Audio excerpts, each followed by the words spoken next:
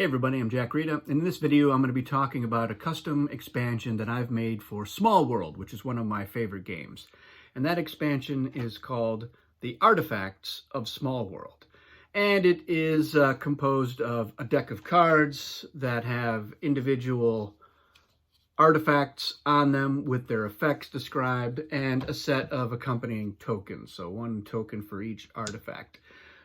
This was one of the first expansions that I ever made for a game with really nice components, and the place where I got the cards, I could only do a deck of 54 cards, which is why there is a rather ludicrous number of these. So not all of the cards here are artifacts. There's a couple that are just special effects that go with the expansion. So the treasure map and the old crone are not artifacts, but they're used with this variant in different ways. So, but there's still 50 some tokens that are part of the game. Two of the cards are the rules, so you've got the rules handy there.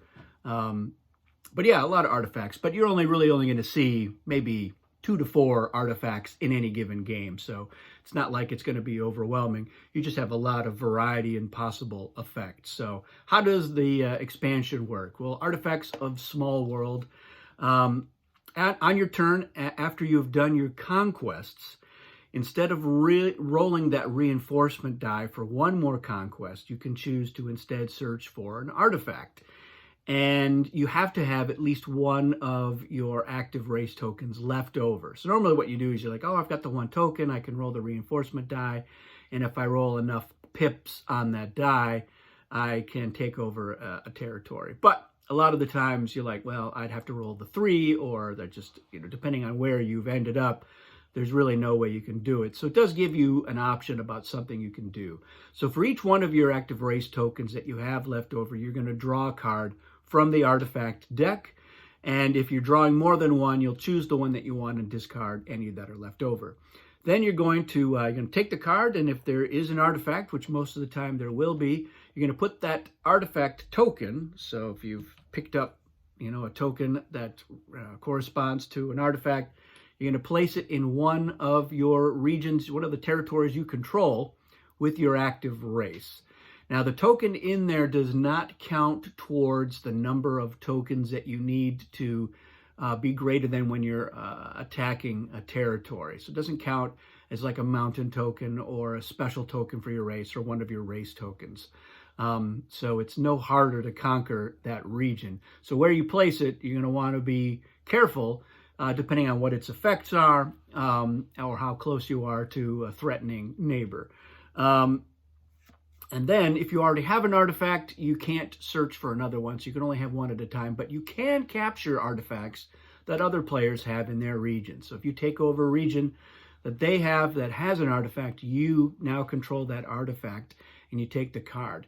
If you take over a region with an artifact, you cannot not take the artifact because not all the artifacts are necessarily good or will work really well with your racial and special ability combination. But most of the time, they work just fine. And if your active race goes into decline, then you no longer have use of that artifact, but the token stays in the region. So that's how it works. It's pretty straightforward, pretty simple. And like I said, there's a lot of variety in here. So I think I'm just going to highlight a few tokens that I like, that kind of tickle me. Let's start with, I have the Necronomicon, because why not? I'm a big fan of Lovecraftian horror. There's the token for it. And like I said, after a while, I was like, I got to keep creating more of these artifacts to fill out that deck. So here's how the Necronomicon works. You collect your in-decline tokens as they are removed from the board. Use them with your active race for conquests. Remove them from the game during your redeployment. So yeah, if you've got that active race token and they're getting bumped off, you're actually going to hold on to those in like a little pool. And when you do your conquest, you use those tokens for those conquests, and then they're removed from the game. So that can be very handy for you. We have the Philosopher's Stone here, and here's its accompanying token. And this is kind of a Harry Potter reference. Add one of your removed active race tokens back to your hand at the start of your turn. So that's one of the ones that has been removed from the game, and now you've got it back and can put it down in one of your territories again. So that can be handy.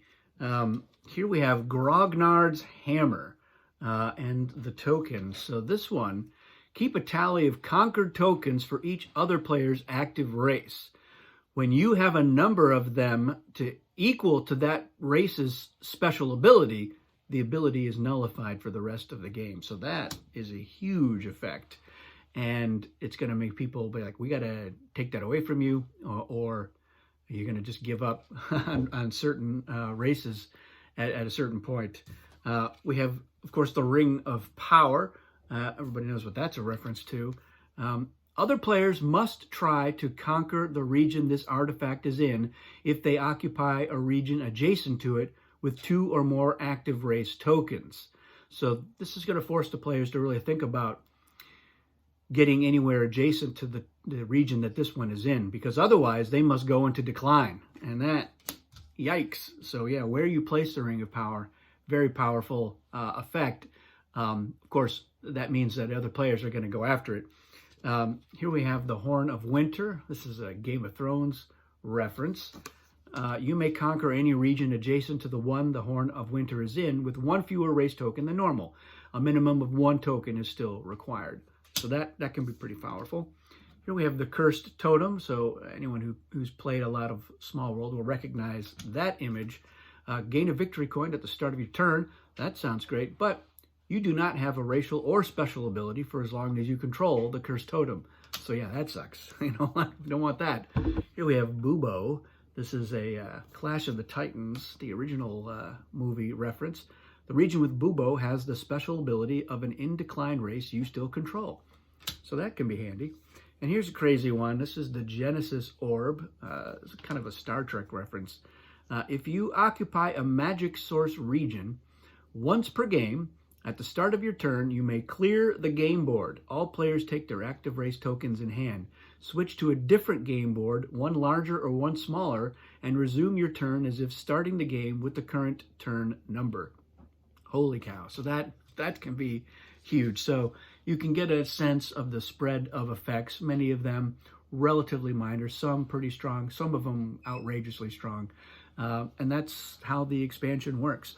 So let me know what you think of Artifacts of Small World. And if you've ever played with it, I'd like to hear about that as well. I've shared some of this information on Board Game Geek in the past. And if you've created your own expansions for Small World, let me know about that in the comments, because I'm always looking for new and interesting things to add to the games that I tend to play the most and enjoy. I've got some other Small World things that I've done, which I'll share in other videos. And that's it for this one. So thanks for watching, and we'll see you again.